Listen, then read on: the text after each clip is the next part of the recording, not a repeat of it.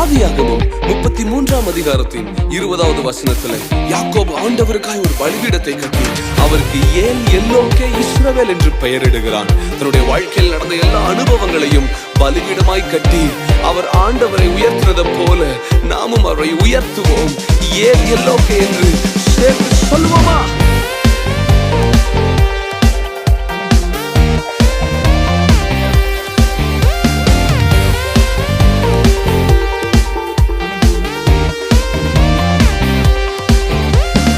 உம்மை நம்பி வந்தேன், நான் வெட்கப்படல. தயவென்னை கைவிடல. உம்மை நம்பி வந்தேன், நான் வெட்கப்படல.